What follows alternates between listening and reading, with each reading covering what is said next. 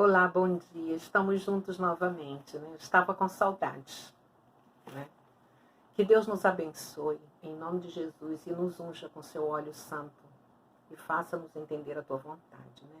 Vamos fazer uma pequena oração. Senhor, estamos aqui, use-nos. Use-nos, Senhor, para glorificar o teu nome. Em nome de Jesus, amém. Bom dia. Faz bastante tempo que a gente não se fala, né?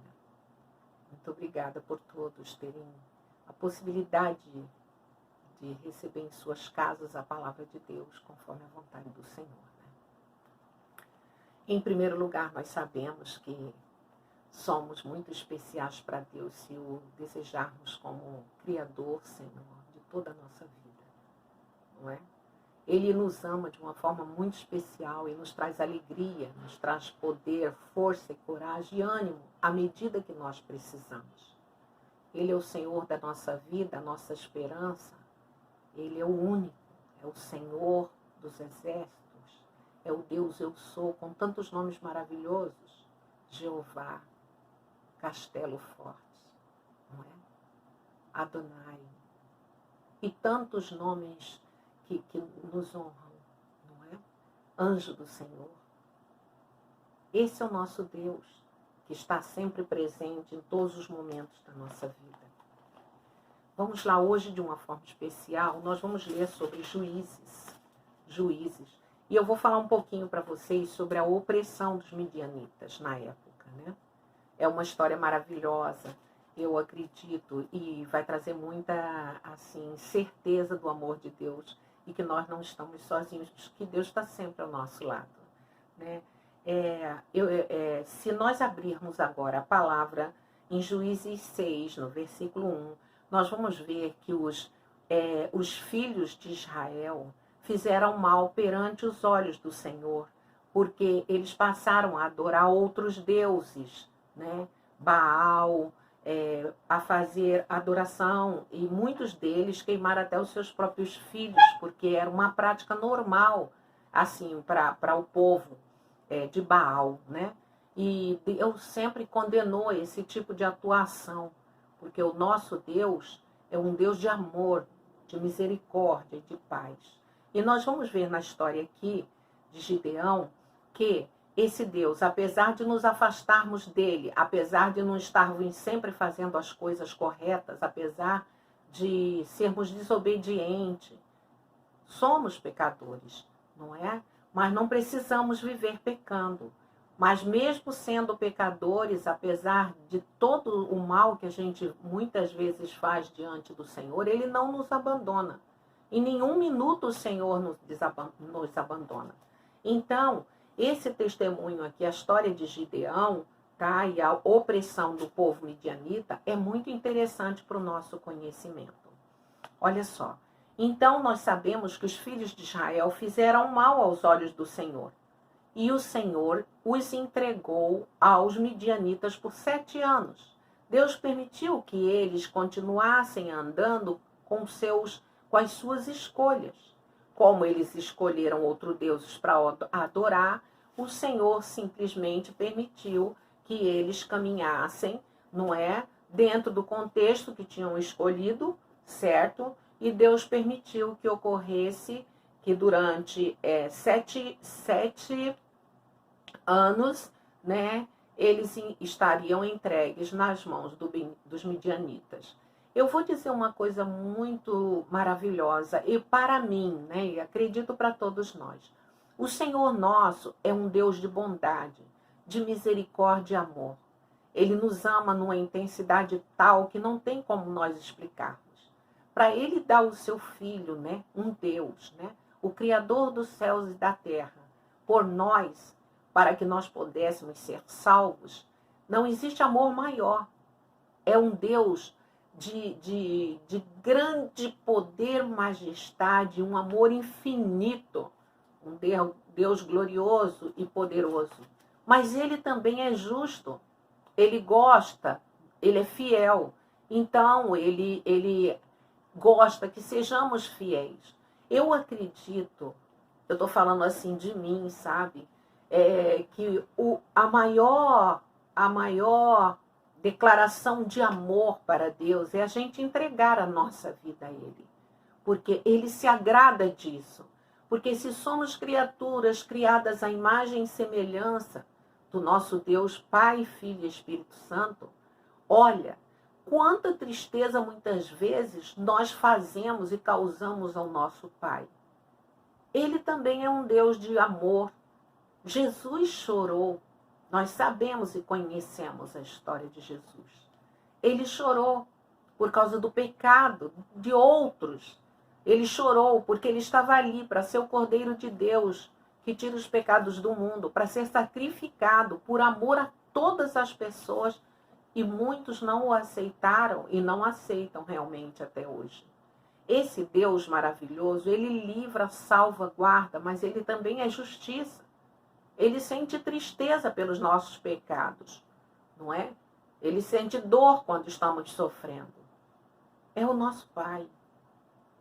E só um pai sabe, né?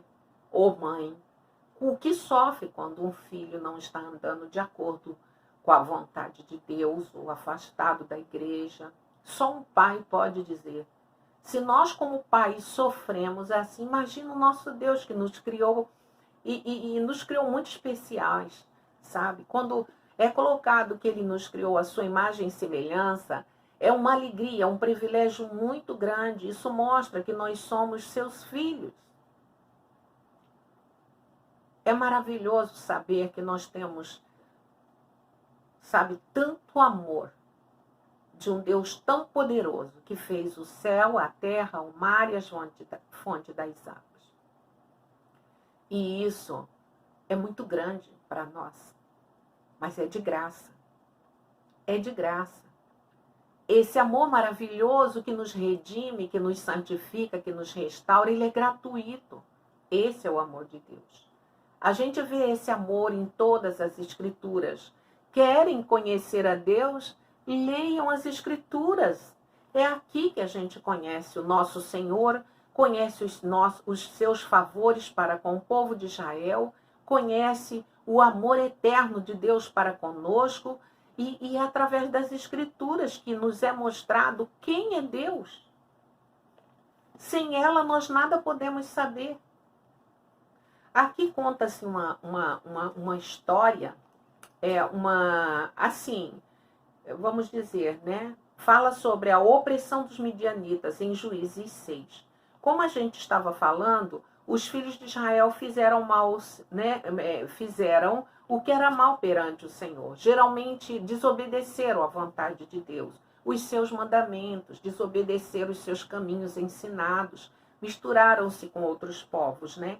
E o Senhor simplesmente permitiu que ocorresse tudo de acordo com eles escolheram, né? Então, o que acontecia na época em Israel? O povo plantava, né, fazia as suas plantações, semeava a sua terra, mas cada vez que eles faziam isso, viam os inimigos deles, que eram os medianitas e os amalequitas, e também o povo do Oriente, e eles subiam contra eles, chegavam lá. Eles não buscavam só, não estragavam só, né, a sua plantação, mas saqueavam tudo que tinha, saqueavam ovelhas e gados, levavam tudo. E o povo de Israel sofria, porque nada ficava para o seu sustento. E todo ano era da mesma forma. Até que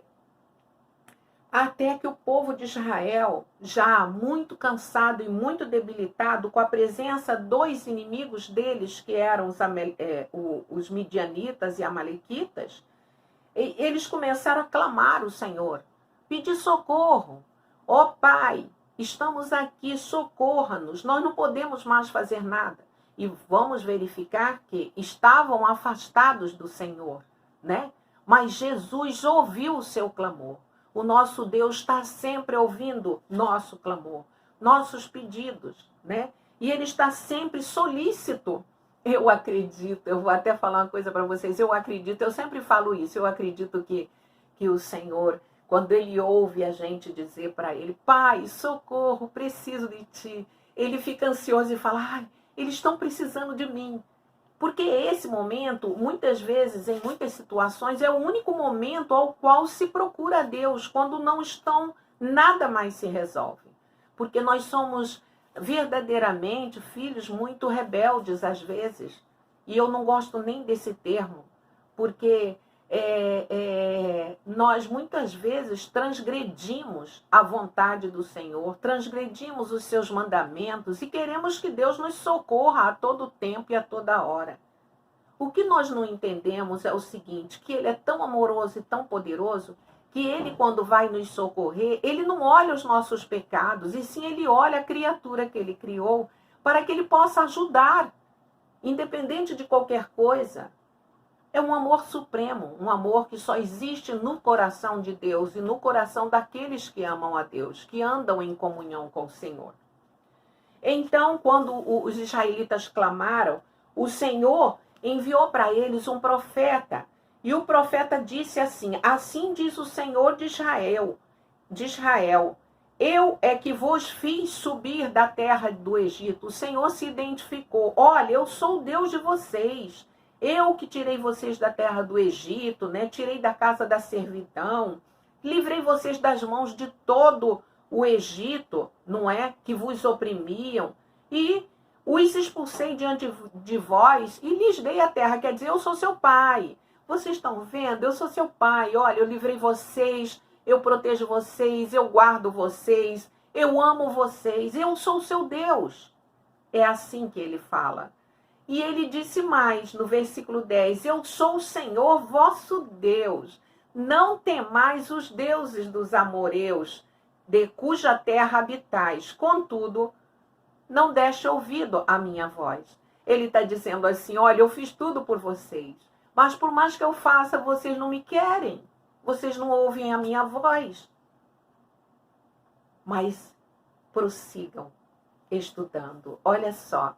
No capítulo 6, no versículo 11, Jesus resolveu vir à terra, como ele fez com Abraão e com Sara, né? Jesus sempre está ao nosso redor. Nós enxergamos pela fé, né? Porque ele é amoroso e benigno, e na sua benignidade ele foi até a terra de Israel, como anjo do Senhor, e assentou-se debaixo do carvalho, né, que está em Ofra, que pertencia a Joás, o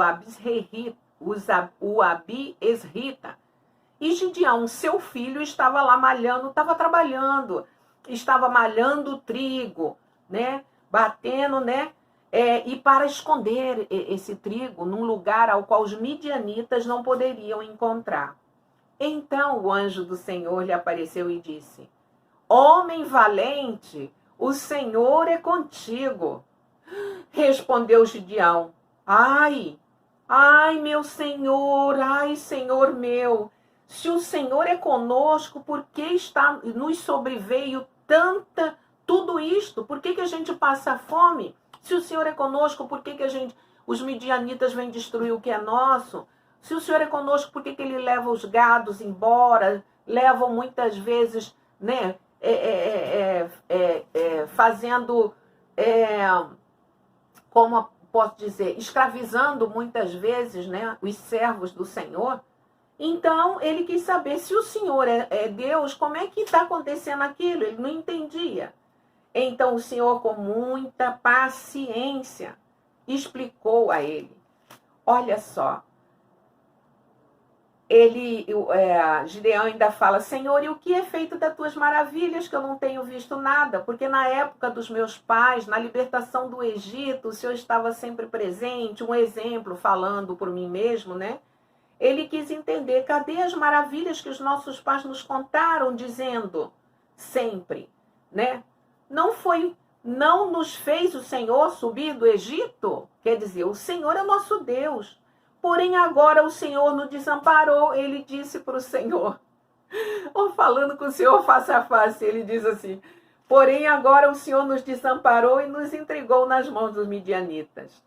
Aí o nosso Pai virou, nosso Deus amado, nosso Jesus, o Senhor virou para ele e disse, vai, nessa tua força e livra o povo de Israel dos midianitas.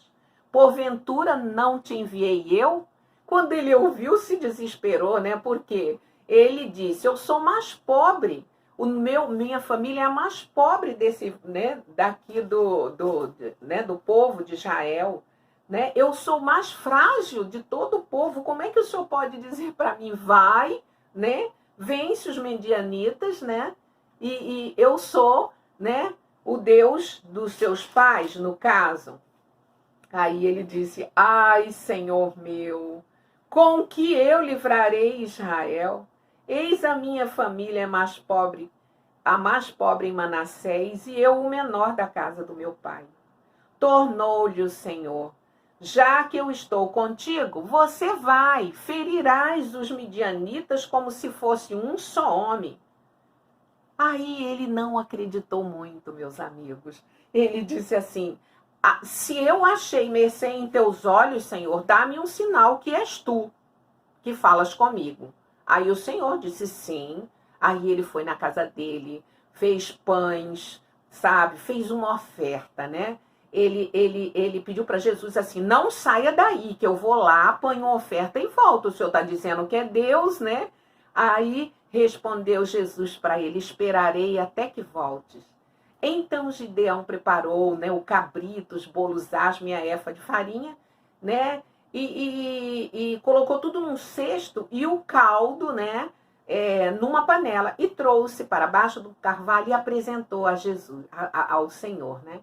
Porém o anjo do Senhor, que é Jesus, lhe disse, toma a carne e os bolos asmos, põe sobre esta penha, quer dizer, sobre esta pedra, derrama-lhe por cima o caldo. E assim fez Gideão. E estendeu o Senhor, nosso Deus, o anjo do Senhor, a ponta do cajado que trazia na mão e tocou a carne e os bolos asmos. Então subiu o fogo da penha e consumiu a carne e os bolos. E o anjo do Senhor desapareceu da sua presença. Olha como Deus é maravilhoso. Gideão quis confirmar que realmente, se ele está dizendo que é Deus, que é o anjo do Senhor, que é o Senhor, então que ele receba a minha oferta. E o Senhor recebeu a oferta de Gideão. Viu Gideão que era o anjo do Senhor e disse, ai de mim, Senhor Deus, pois vi o anjo do Senhor face a face. Porém o Senhor disse, a paz seja contigo, não temas, não morrerás. Então Gideão, para a honra e glória de Deus, ali edificou um altar, ao qual o Senhor esteve com ele, né? Então ele colocou o nome do altar, o Senhor é paz. E o Senhor pediu para que o Gideão fosse e destruísse todos os altares de Baal daquela cidade onde ele morava, né? Ele ficou temeroso e preocupado, mas ele sabia que era o Senhor Deus que tinha pedido. Então ele separou 10 homens, né? E levou todos para destruir os altares que eles estavam adorando, né? Que era Baal. Então eles foram à noite e destruíram tudo. Quantas pessoas acordaram de manhã, os chefes de Israel, falaram, quem foi que destruiu os altares de Baal? Aí disseram, foi o filho. O filho, foi o filho de Joás que destruiu. Aí quiseram matar Gideão. Mas assim, não foi assim, porque o pai de Gideão disse a eles assim, olha, se Baal é Deus, por que ele não se defendeu, né? Se Baal é Deus, que ele lute com Gideão, né? E realmente ficou dessa forma, né? E naquele momento, Gideão passou a ser chamado Jerubal, porque foi dito, Baal contenda contra ele, pois ele derrubou o seu altar. E assim continua a história, a leitura de Juízes 6, né? Os midianitas e amalequitas e o povo do Oriente, eles se juntaram e passaram a se acampar no vale de Jezreel. Então, o Espírito do Senhor, Deus Todo-Poderoso, ele revestiu Gideão de poder, o qual tocou a rebate, e os abizerritas se ajuntaram após ele. Quer dizer, o Espírito do Senhor passou a usar aquela pessoa que se achava tão frágil, tão indefesa, tão pobre, que não poderia fazer nada. Mas Deus fez dele o quê? Um vitorioso. né? Ele livrou realmente o povo de Israel de todos os amalequitas e dos midianitas. Jesus usou ele e fez com muita graça e com muito poder. É isso. Nós precisamos crer que o impossível acontece, que o milagre de Deus está sempre na nossa frente. Nós precisamos saber que não estamos sozinhos. Com certeza, os anjos do Senhor estão neste momento ao nosso redor e o Espírito Santo está falando conosco. Precisamos obedecer ao Senhor, a fazer a sua vontade e ser felizes por isso. Porque o que nos espera, nenhum olho viu, nenhum pensamento, nem nossa mente jamais imaginou o que o Senhor, nosso Deus, Criador do céu e da terra, tem para nos presentear. Eu costumo falar o seguinte, Jesus sempre disse, quando a gente pede paz, né, quando a gente está atribulado, Jesus fala assim, olha, a minha paz vos dou, mas não a dou como o mundo a dá. Ele diz, não se turbe o vosso coração. Credes em Deus, crede também em mim. E ele fala, mas na minha casa há muitas moradas, se não fosse assim, vou-lo teria dito. E vou preparar lugar, para que onde eu estiver, estejais vós também. Essa é a nossa promessa. Viver eternamente com o Senhor. E é por isso que nós temos que lutar. O nosso mundo realmente não é aqui. Nosso mundo é ao lado do nosso Pai. Nosso mundo está por vir. Brevemente Jesus voltará e nos satisfará de uma forma grandiosa. E para isso nós temos que nos esforçar. Nós precisamos ler as Escrituras. Meus irmãos, nós precisamos ler as Escrituras, porque ela mostra o caminho da salvação. E ela mostra quem é Deus, o Deus poderoso, o arquiteto do universo. Ela mostra quem é o Pai que tanto nós amamos. Que Deus vos abençoe em nome de Jesus. Que a graça do Senhor seja sobre todos. Amo vocês. Fique com Deus. Deus abençoe a todos e uma feliz semana. Em nome de Jesus. Beijo.